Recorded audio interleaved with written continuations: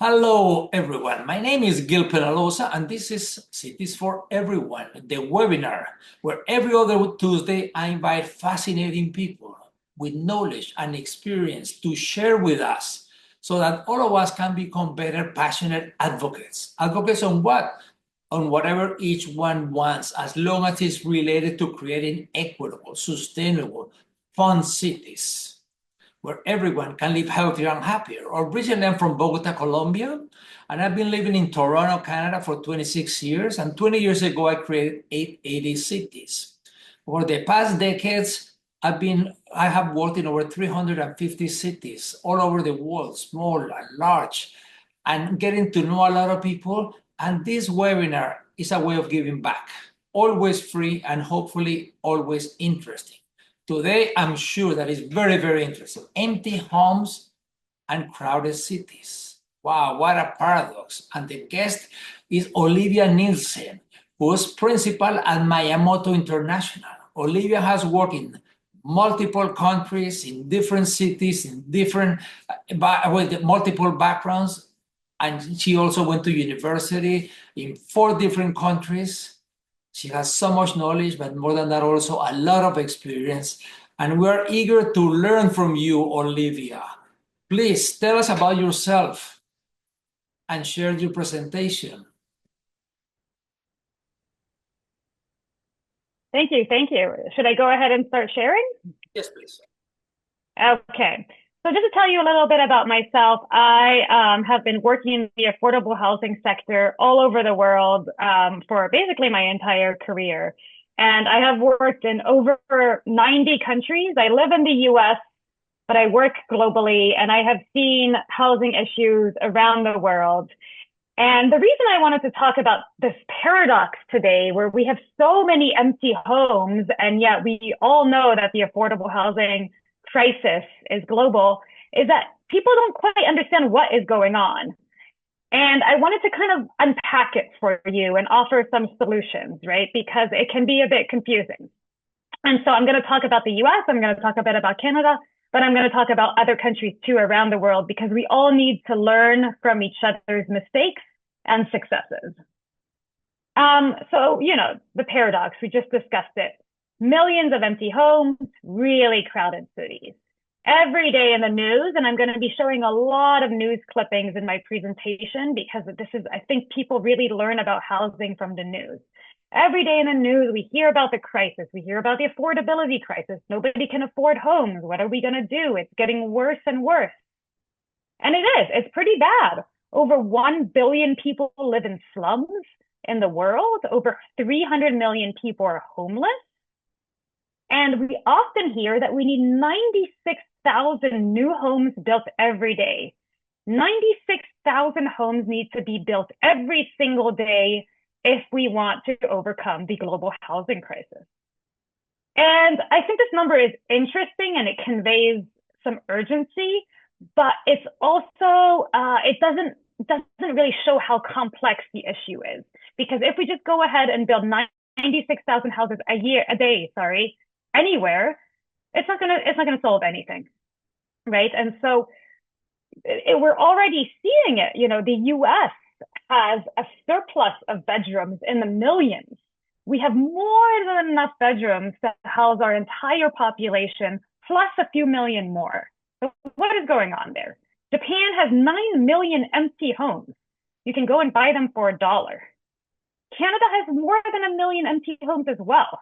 And Italy is literally paying people to come and live in its rural villages, right? And we always see it in the news and say, oh my God, I can buy a house in Italy for $1 and they will give me $100,000 to come and move there. This is amazing.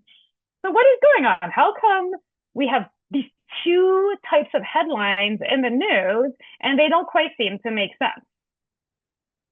And so I think the main thing that has happened in the last century is the urban to rural migration. Sorry, rural to urban migration.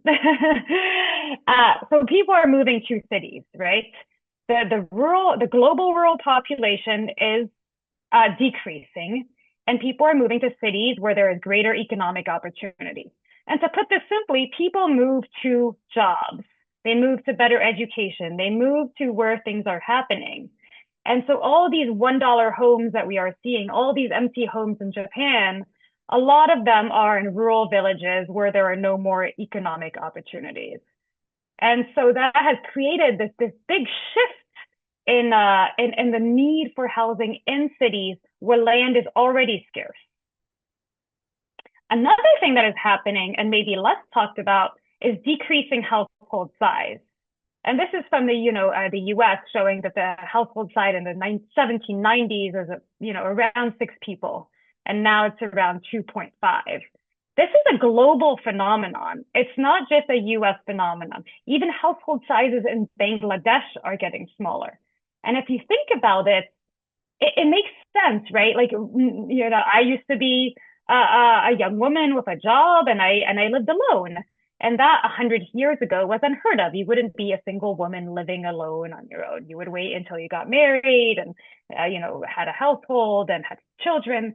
So now, not only do we need houses in the cities, but we need different types of houses because our household structures have significantly changed over the past 100 years. In the US, in Canada, Bangladesh, and everywhere else, culture is changing the way we live. And then the last thing that is happening, especially in the US and Canada, is oversized households. The baby boomers have the majority of the large houses in our countries. And that little graph from the Wall Street Journal illustrates it. They have the most amount of bedrooms in their houses, but their kids have gone. And what has happened is that they are stuck with these houses because a 2-bedroom condo now costs about the same as a 5-bedroom house, right? There's not much of a difference. So why let go of your house now if it costs the same to live in something inferior? This is significantly going to change over the next decades. And we often talk about the silver tsunami that's going to happen. What will happen when all the baby boomers pass away? Will the next generation inherit those houses? Will they be put on the market? There will be a flood of new houses, of these bigger houses on the market. But right now, those houses are not moving. They're not moving. So we need to do something about it. So what can we do, to build more houses in the right places, close to jobs, close to opportunities? And, so often in the news too, I see, we need new construction technologies. We need new innovations, it's always about this construction technology is going to help save the housing crisis. But is it? Because what we see is that construction costs haven't really changed that much over the past few decades. And this is from the US. But what has changed is real house prices. And so you can see in 2008, there was, of course, the global housing crisis in the US with repercussions beyond, and you can see the price dip. But you can see that it doesn't really follow construction costs, and construction costs are almost irrelevant here. They matter, they do. And I'd like to show you this video that I love because this is the first 3D printer in the world used for construction. And it was used almost 100 years ago. This is, I think, in the 1930s. And I love it. And I love 3D printing. But it's just to show that 3D printing is not all that new. And it's been around for almost 100 years.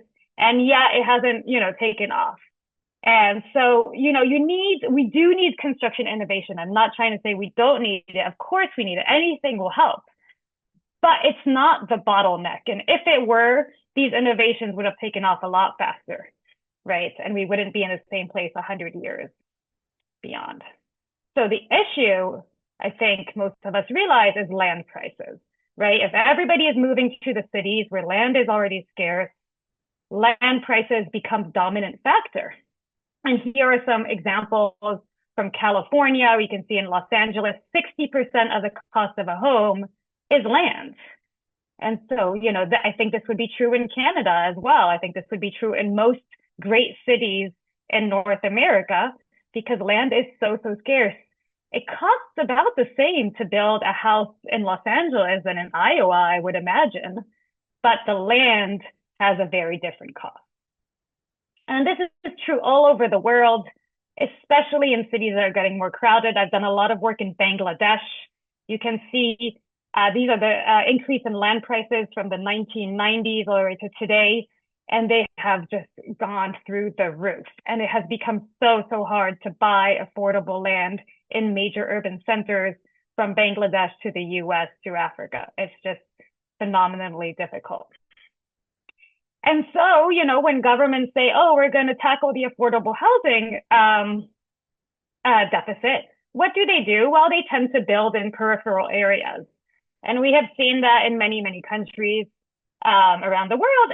I think this has changed in the US and Canada, but it used to be the case for us too. And we just, Gil mentioned the case of Canada. It's very true. Back before in the early 2000s, the 1990s and early 2000s, Mexico was building millions of homes, of these cookie cutter homes in the suburbs. And they were being subsidized. And after a while, nobody wanted to buy them anymore because nobody wants to commute for 2 hours just to get to work. So even the cheapest home is not tempting in the suburbs because nobody wants to live 2 hours away from their job. And so Mexico finally made basically a full policy U-turn, and they've decided that affordable housing has to be built in cities, and they focused on urban renewal and densification instead, which is excellent, and I think it's been going pretty well. But this continues to happen, and I just, I love to find these clips in the news because they're really illustrative.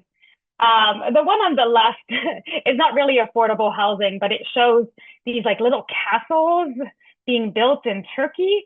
They thought that there would be demand. Every household would want to live in a miniature castle of some sort. It turns out it was not the case. People don't want to live in a community of castles far away from their jobs. In China, there was a great misallocation of real estate resources. Many developers have recently gone bankrupt. I mean, it's been a huge mess. And it's estimated that over 60 million homes are empty. 60 million. I mean, think about that. So we're telling people we need to build all these homes, but we also have all these empty homes that were built. And if you think about the carbon that was put into the cement and the land that was stripped of forests and everything, I mean, the environmental costs of this are huge beyond the financial costs.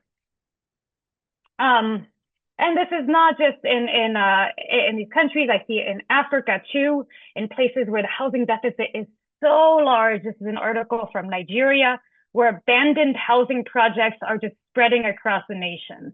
It's just a worldwide phenomenon. And it's pretty sad. This building in peri-urban areas, this is from a study that was made in like 2010 in Mexico.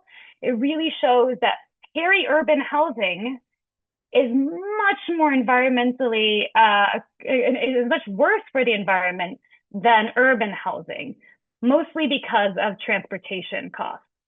The CO2 produced by these homes is much greater.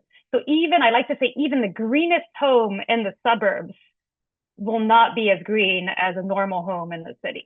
So we really need to think about these things before we build these peri-urban mega projects that often flop. I like this one. It appears a lot on Instagram. I'm sure some of you have seen it. So when we build these low density, peri-urban projects, it also takes up a lot of land that could have been used for agriculture or just for forests. I've heard some people say we should reclaim these empty villages. Why try and save empty villages? Why not give them back to nature? Let nature thrive and grow again. Let's give back to the planet instead of continuously stripping from it. And, the taxpayer money. Suburban homes cost taxpayers much more than urban homes because you're paying so much more for the roads and for the schools and all these other services that are spread across much larger areas, whereas density is actually good for taxpayers. And so I think that's something to think about. But finally, I'd like to add that this is not just about a mismatch between urban and peri-urban. There's a mismatch between, what people need and what is being built.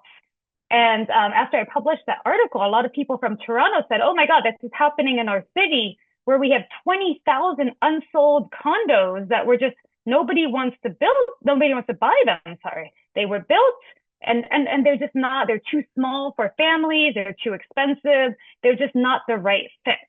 And so there's this global mismatch, I would say, in many different senses, in location, in cost, and the size of units. And it's continuing to grow. It's universal, right? This is from the IMF. It's really showing that almost every country in the world is having this problem. So what can we do? What part of my job is to go into a country and try to analyze the housing market and try to figure out solutions. And the solutions are often, I analyze all these different things, the supply side of the market, the demand side, which is mortgages, incentives, taxation, how do you build, what is the regulation? But a large part of it is how do you unlock urban land? How do you make it more available to build the right types of housing for the right types of people? And one of the solutions that comes out over and over again in every city I've worked in is we need to focus on gentle density, right? So high density is not always the solution. In some cases it might be, but it's hard, it's very hard, especially in places like Africa, where people are living in a very horizontal environment. You're not going to move to a 50-story building right away. But we also need to stop building these one-story suburban, houses. We need to adopt a nice, gentle density. And Gil talked about cities being fun and good places to live. And I think gentle density is that type of urban environment that makes things pleasant. This is a photo from Mongolia, where I've done a lot of work. And as you can tell, there is so much land everywhere. This is the middle of the city. How do you incentivize? And you can see in the back there's some density, but how do you preserve culture while increasing the built environment, right? And it can be a bit tricky, especially in a place where like Mongolia, where culture is very strong. I think in places like North America, our solutions are so simple and yet so complicated. It's all about zoning, really. If you zone it properly, hopefully things will happen. If you put good, nice gentle density, allow for nice gentle density around transit, it will happen. You can need to ban single family houses, and some cities in the US, like Minneapolis, have started doing it. They've banned single family zoning, where you start banning minimal parking requirements. Parking takes up a lot of space. And if you have good transit, you really don't need parking. So you really need to make zoning appropriate and think far into the future too. Not what you want today, but think about what you want in a couple decades, because it takes a couple decades to transform. And I think the zoning is so important for us. Of course, we have a lot of NIMBYs. People say not in my backyard. But I think that's going to change in the next few years, as that silver tsunami we discussed comes around. People are already wanting to see more walkable cities, more dense cities, more livable cities. So we need to kind of get engaged today in that.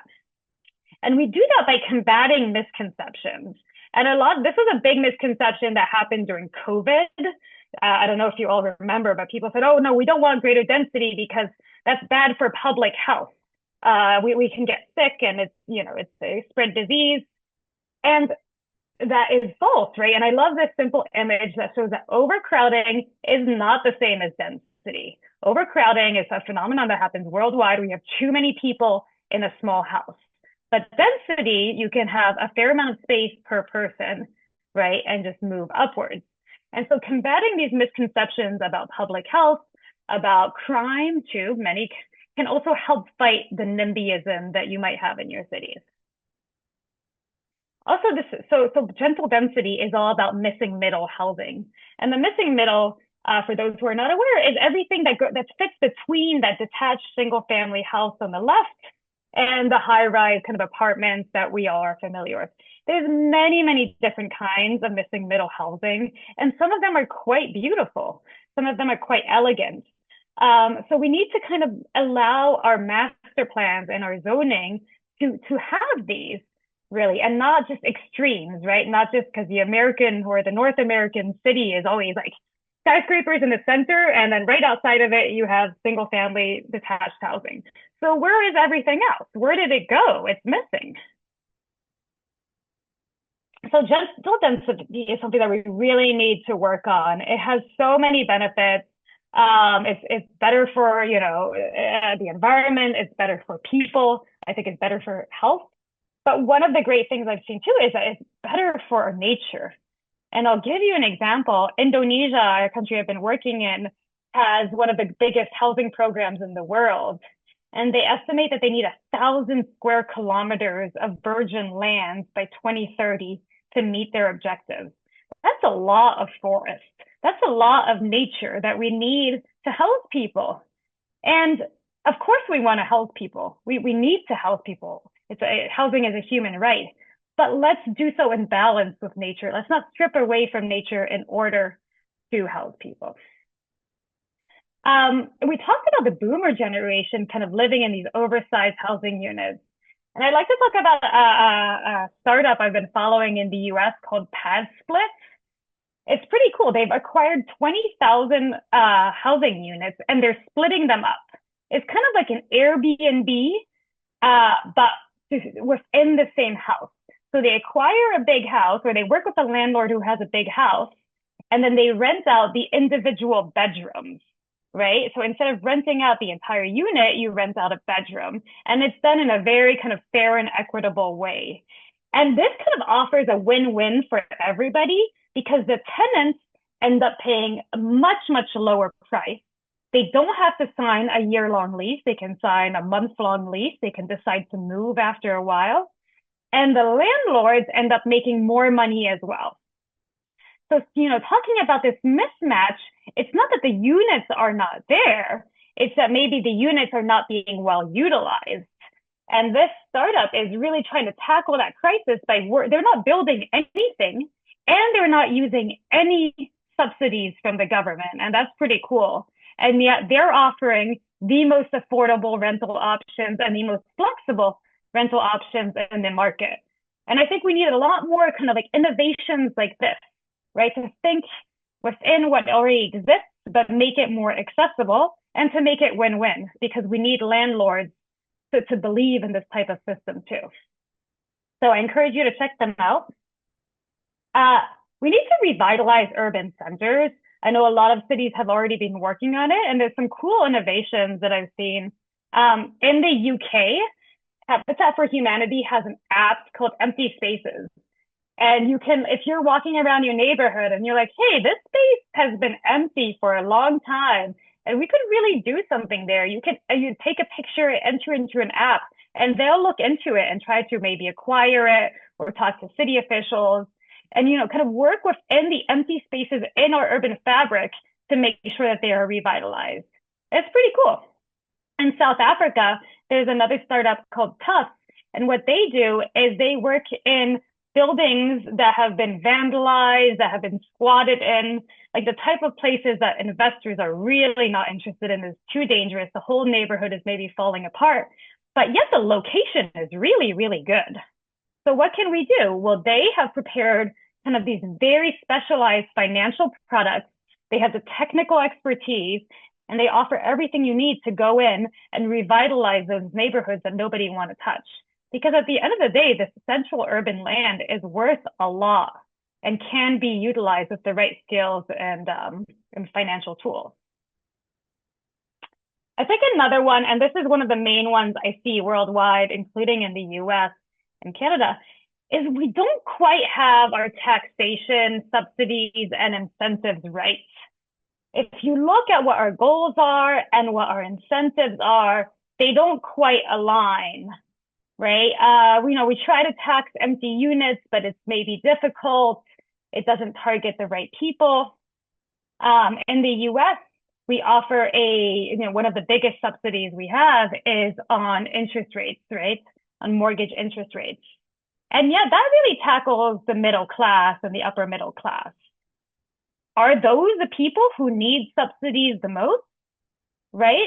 We really need to align. We need to provide the subsidies to those who would not be able to go without them. So there needs to be a deeper analysis. And this is something I do in almost every country in the world. I've been doing it in Panama last week, is that if you look deep down at who is getting the housing subsidies, it doesn't quite match the people who need them. And the same with land. You know, right now there's this big agenda by Trump to unlock federal lands for affordable housing, which in theory sounds good.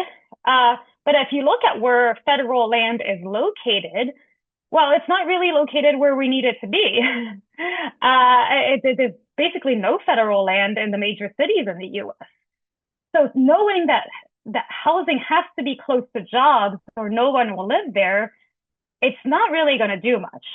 So we really need to make sure that all incentives, subsidies, taxation schemes, etc., meet our targets, and you need to reevaluate it constantly because population shifts, demand shifts, income shifts, etc. And just talking about this a little more, and then I promise I'm going to finish soon, Gil. In my sector, a lot of people call for the end of financialization of housing, no more commodification of housing. And this is a big debate in my sector. They're saying housing has become a commodity, it's a human right, and we can talk about this endlessly. I tend to maybe disagree. I'm a bit of a realist, and I think, you know, we need to work within existing systems. And often in I know, I see a shock here. A lot of the countries in which I work don't receive enough investments. And I wish Wall Street would come into more emerging markets. And I wish Wall Street would build more affordable housing. And I wish there was maybe, I think the investments have maybe been in luxury housing. But if we can unlock urban land and make affordable housing, for example, in slums attractive, or if we can transform some of the major issues we see in Africa, for example, is that land doesn't have any title. So it makes it very, very hard to invest in. If you're Wall Street, you're not going to invest in land that is not titled. So one of the things we've been working for is how do you make affordable housing more investable? So it becomes this opportunity, because at the end of the day, real estate is very, very capital intensive, and we can't do it without, our big financial entities. And then lastly, the one thing that we don't often talk about is that in most of the world, the housing deficit is not about numbers. It's not about how many people need a new home. It's about how many people need a better home. And I'll give you an example from Colombia, where most of the housing deficit, 73% of the housing deficit, is qualitative, meaning that people have a home, they have land, they have a home. It's just not a very good home. So people have land, they have homes, and they often they have money too. So how, and I'll give you an example from Bangladesh, slum dwellers who live in a little shack in Bangladesh pay more dollars per square foot than someone living in a house, in a middle class house.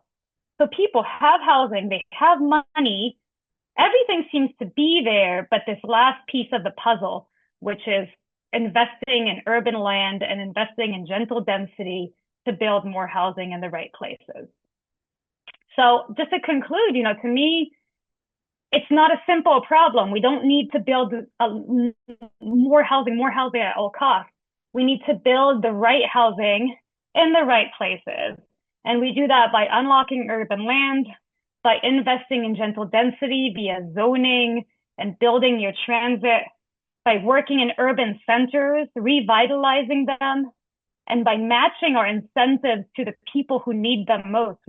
We don't have that much subsidy available, so we really need to make sure they go to the right people. And we need to tailor the solutions to the context, because every country's and every municipality and city's solutions or problems are slightly different. So there is no one solution for all, unfortunately, but I think we're working towards it. Thank you very much.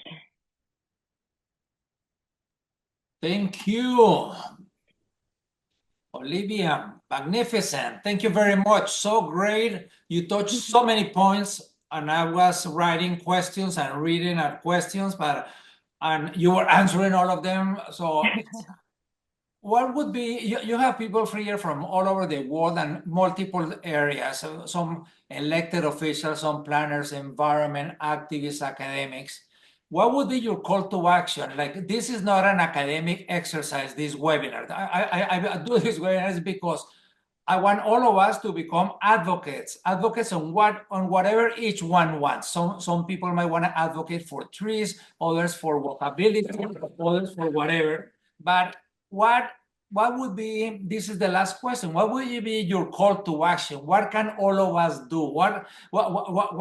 How can you inspire people to say, look, how can you move people from being hopeless to being hopeful and really creating cities that are better than we have today? Yeah. One of the things I like to do is to watch sci-fi. I read a lot of sci-fi and I watch a lot of sci-fi. And in the cities in a few hundred years, they're usually pretty bleak in sci-fi, right?